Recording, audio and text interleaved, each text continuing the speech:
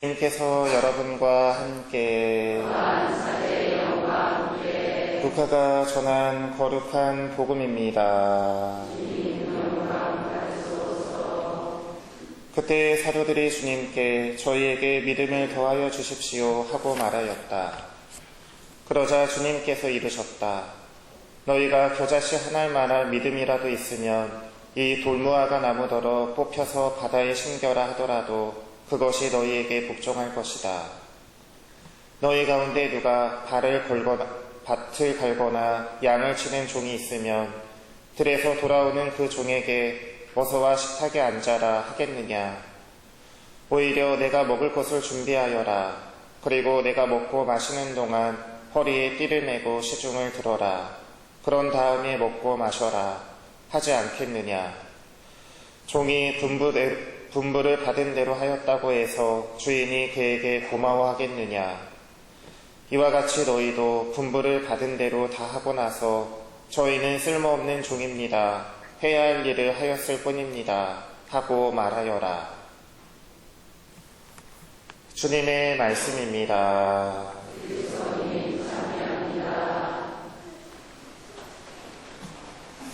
참여 예수님. 네, 우리 교우 여러분 한 주간 동안 안녕히 잘 지내셨나요? 네.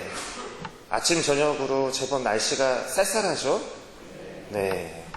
이런 1도차가 이렇게 크게 나는 그런 때는 이 감기 걸리지 않도록 조심해야 되는 것 같아요. 그래서 다니실 때 이렇게 좀 따뜻하게 할 수 있는 그런 나름대로의 방비를 하고 이 건강에 조심하셔야 되지 않을까 싶은 그런 생각이 듭니다. 여러분, 오늘 연중 27주일, 오늘이 무슨 주일이죠? 그리고? 네, 군인주일이죠. 혹시 자녀분들 중에 군대에 있는 자녀분 있으신 분 있으세요? 한 분도 없으세요? 뭐 있긴 있으셔도. 네, 그렇죠. 네, 저도 군 생활을 해봤는데 지금은 제가 군 생활했을 때보다는 많이 짧아졌더라고요. 한 1년 9개월 정도? 맞나요? 네, 그 정도 되죠. 저는 2년 4개월? 2년 6개월? 지금 오래돼가지고 저도 이제 군대 입대한 지 거의 20년이 다 됐어요. 그래서 잘 기억이 안 나요. 2년 4개월을 했나? 6개월을 했나? 네, 아무튼 그 정도 했습니다. 되게 재미있는 게 이 군대에 가면 사람이 되게 바보가 되잖아요. 갑자기 낯선 환경에 가서 적응을 하려면 사람이 이렇게 되게 멀쩡한 사람도 바보가 될 때가 있단 말이에요.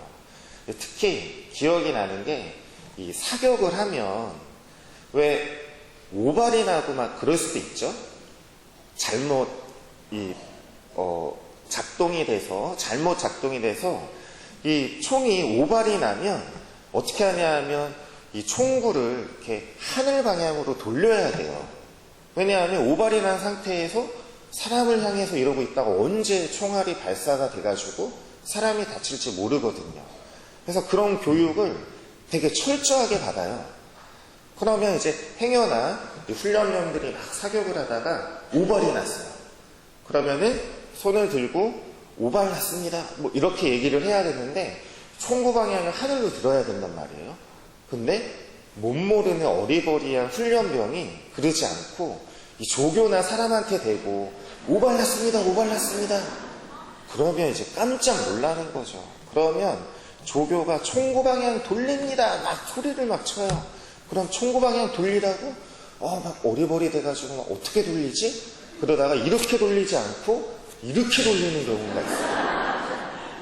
원우드로. 네, 안 믿기시죠? 아니 무슨 그런 바보 같은 짓을 해. 그렇게 생각하실 수도 있는데 정말 그런 일이 있습니다. 아무튼 국방의 의무를 다하고 있는 우리 청년들, 제가 조금 되게 안타깝게 생각이 들 때가 언제냐 하면 주일학교 교사들이 이제 막 고등학교 졸업하고 막 패기와 열정으로 막 교사를 해보겠다고 막 시작하잖아요. 활동을.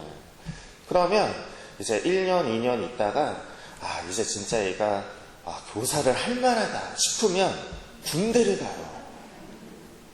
그리고 군대 가서 한동안은 휴가 나오면 휴가 때마다 막 인사도 하고 막 이렇게 성당에 오거든요.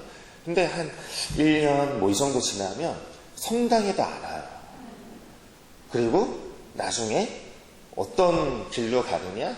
뭐 냉담을 하거나, 저는 이제 제 인생을 착했어요. 막 이래가지고 그렇게 되는 거죠. 그래서 우리 교회 여러분들이 이 군인주의를 맞이해가지고 그런 열심히 신앙생활하고 열심히 우리 성당 교회 안에서 이렇게 힘을 모아줬다 그런 청년들이 이 군대에 다녀오고 나서도 다시 교회로 잘 돌아올 수 있도록 우리 교회 여러분들께서 기도해 주시면 좋겠습니다.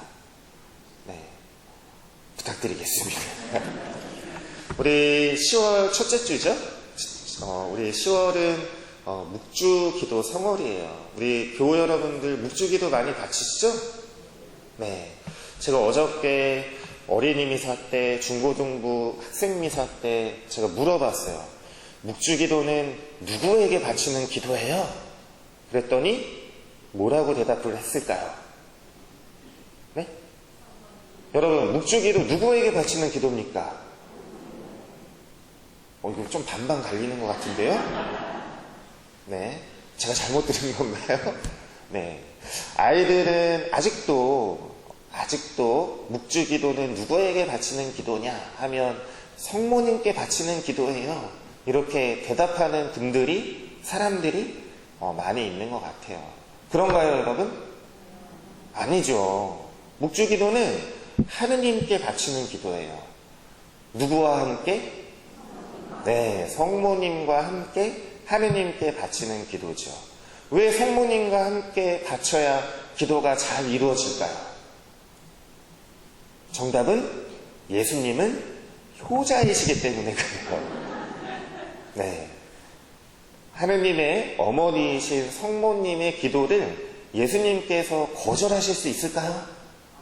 없을 것 같아요. 네. 그래서 누구보다 성모님의 기도를 예수님께서는 잘 들어주시는 그런 효자이시기 때문에 우리가 성모님의 기도의 힘을 빗대어 묵주기도를 통해서 하느님께서 우리의 바람과 지향들을 꼭 이루어주시고 또 우리에게 은총을 내려주시도록 우리가 성모님과 함께 하느님께 예수님께 기도드리는 것이죠. 그렇죠, 여러분? 네. 이 기도 드린다는 것, 가장 기도를 드리면서 우리에게 필요한 덕목이 여러분 뭘까요? 네? 뭐가 필요하겠어요? 이루어 주실 것이라는 그렇죠. 믿음이 가장 필요한 덕목이죠. 여러분, 믿음 없이 기도하면 이루어지나요? 이루어지지 않으나요? 이루어지지 않죠. 그런데 이 믿음을 나타내는 우리 신앙의 어떤 자세라고 해야 될까요? 이 믿음이 있는 사람들에게 보통 드러나는 가장 큰 중요한 특징이 있어요. 그게 뭘까요, 여러분? 잘 모르시겠어요? 네? 뭘까요? 바로 겸손한 자세, 겸손한 마음. 이 믿음이 있는 분들에게 가장 두드러지게 나타나는 특징 중에 하나입니다. 그리고 그 믿음을 나타내는 하나의 표징이기도 해요. 이 겸손이라는 것을 어떻게 얘기를 할 수 있느냐. 이 성모님을 보면 정말 이분은 한없이 겸손하신 분이구나. 왜 그러냐 하면 늘 당신께서 이해하지 못해도 받아들이기 어려워도 그것을 받아들이려 하시고 또 그 뜻을 헤아릴 때까지 기도하시면서 뭘 하시냐 하면 인내하세요. 저는 이 믿음을 나타내는 가장 큰 표징, 그것은 겸손인데 그런 겸손을 다른 말로 무엇이라고 표현할 수 있을까라고 이야기를 한다면 기다림과 인내함이라고 이야기할 수 있을 것 같다라는 생각을 하는 것이죠. 왜 그러냐 하면 우리도 기도를 많이 해요. 그리고 신앙생활을 하면서 사실 이 기도가 빠지면 인고 없는 빵과 같은 것이죠. 그런데 때로는 이 기도를 하면서도 기다리지 못하고 조바심이 나는 나머지 쉽게 기도를 포기하거나 하느님을 향하고자 하는 마음을 쉽게 접으려고 하는 경향들이 있을까요? 없을까요? 왜 내 기도를 안 들어주시지? 왜 빨리 이루어주시지 않는 거야? 내가 지금 이렇게 열심히 기도하고 있는데 왜 하느님께서는 아무런 응답이 없는 거야? 라고 하면서 기도하려고 하는, 하느님께 마음을 향하려고 하는 그런 지향들을 놓으려고 했던 적이 있었는지 없었는지 나의 신앙의 모습을 바라보게 되면 사실 떳떳하게 얘기할 수 있는 분들이 없단 말이죠. 제가 하나의 예로 저희 어머니도 기도를 굉장히 열심히 하셨어요.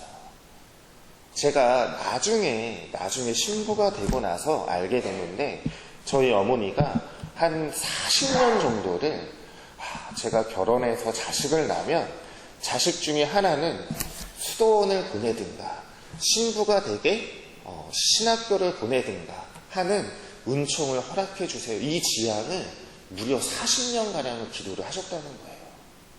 적어도 우리가 기도를 하려면 하나의 지향을 가지고 그 정도는 기도해야 되는 거 아닙니까? 여러분 어떻게 생각하세요? 근데 우리는 고작 한 며칠, 몇 달 그렇게 하고 이루어지지 않아. 하느님께서 나를 싫어하시는가 봐. 내지는 하느님이 안 계신가 봐. 라는 속단한 나머지 기도하기를 멈춘단 말이죠. 하느님을 향하고자 하는 지향의 끈을 놓아버린단 말이죠. 여러분 어떡하세요? 어떻게 생각하세요? 네, 아무런 대답이 없으신 거 보니 무건의 동의를 하시는 것 같다는 생각이 드네요. 제가 한 가지 제 경험을 이야기 드리고 싶은 것이 있는데 이 믿음이라고 하는 것에 대해서 제가 다시 한번 생각하게 됐던 계기가 있었어요. 언제였냐 하면 이 신학교 2학년 때 2학년 2학기 거의 마칠 무렵이었어요. 찬바람이 쌀쌀하게 부는 겨울이었거든요. 그때 하여튼 막 심적으로 막 힘들고 막 제일 힘들었던 건 뭐였었냐 하면 같이 사는 동기들이 너무 미웠어요. 여러분, 아내는 남편을 왼수처럼 생각하고 남편은 아내를 그만할까요? 그런 경우들 있잖아요. 사람이 막 일 때문에 힘들거나 막 그런 게 아닌 것 같아요. 그렇죠? 사람이 제일 힘든 건 사람이 사람 때문에 힘들 때가 가장 어렵죠. 여러분들도 많이 느끼시죠? 그런 어려움과 인간관계 안에서 오는 이 한계가 막 이렇게 아주 그냥 정점을 찍을 때였어요. 그래서 그때 어떤 생각을 했냐면 이 어둠이 내린 밤에 이 신학교 옥상에 딱 올라가면 해화동 밤거리가 야경이 쭉 펼쳐져요. 거기를 바라보면서 내가 왜 지금 이러고 여기에 있어야 하나? 나도 저 세상으로 나가야 되는 건가? 나는 막 생각을 막 하는 것이죠. 아무튼 막 그랬는데 이 다행인 것은 모든 신학생들은 신부들도 마찬가지예요. 한 달에 한 번은 이 영성지도 신부님께 이 영성 면담을 해야 돼요. 의무적으로 돼 있어요. 그래서 이 영성 면담을 하기 위해서 이제 신부님 방에 노크를 하고 딱 들어갔는데 그때 오신 신부님이 공교롭게 제가 있던 출신 본당에서 이 보좌 신부님으로 계셨던 신부님이 신학교에 영성지도를 하러 새로 부임을 하신 거예요. 그래서 이 신부님과 처음으로. 근데 그 신부님은 제가 그 본당에서 어렸을 때 복사도 하고 막 그랬는지 기억을 못 하시겠죠, 당연히. 근데 신부님을 딱 보자마자, 예전에, 우리 본당에서 보좌 신부님으로 계셨던 분인데, 그러고서는 마음이 막 되게 이상하더라고요. 하여튼 이제 영성 면담을 딱 받으러 딱 들어갔는데, 보통 영성 면담을 받으면 이 신부님이 질문도 하시고, 그러면 신학생이 성실히 대답하고, 보통 질문하는 게 기도 생활은 어떻게 하는지, 또 생활하는데 힘든 건 없는지, 고민은 없는지, 뭐 이런 것들을 물어보시거든요. 근데 이 신부님은 굉장히 특이하셨어요. 왜 그랬냐면, 이렇게 딱 기도를 하고 자리에 딱 앉았는데 눈을 지그시 감으시더라고요. 그리고 나서 마음의 준비가 되시면 말씀하세요, 그러는 거예요. 여러분들 어떠실 것 같으세요? 무척 당황스럽겠죠? 거의 처음 영성면담을 하러 딱 갔는데, 뭔가 질문을 해주셔야, 그렇게 길들여져 있고 질문을 해주셔야 무슨 얘기를 할 텐데, 눈을 감으시더니 마음의 준비가 되시면 말씀하세요, 그러는 거예요. 그래서 무슨 얘기를 할까, 막 온몸이 막 다 간지러운 거예요. 어떻게 하지. 그러다가 말을 어렵게 꺼냈어요. 어렵게 꺼내다 보니까 막상 얘기를 하다 보니까 주저리 막 얘기가 나온 거예요. 막 마음속에 있던 그동안 힘들었던 이야기들까지도 막 다 쏟아져서 나오는 거예요. 신기하게. 왜 그럴 때 있죠?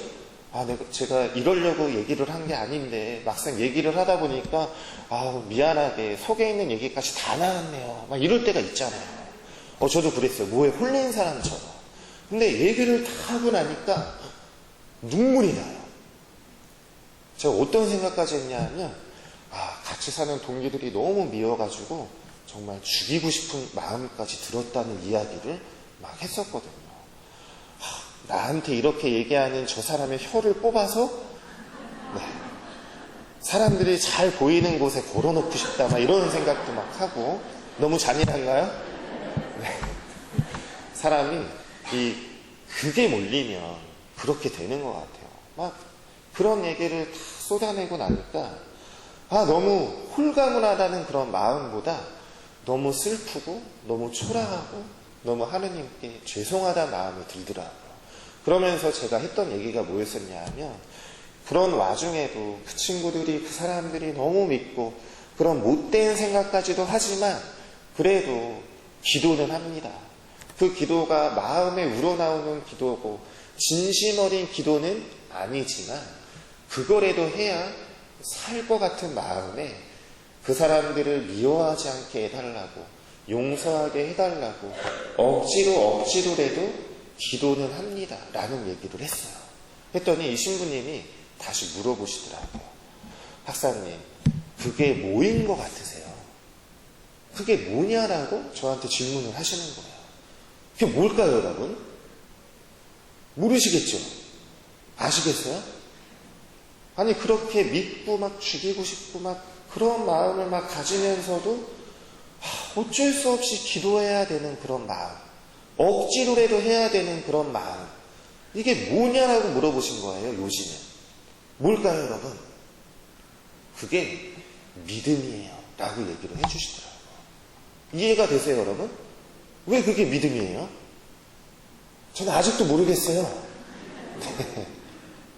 지금 와서 생각을 해보면 그렇구나.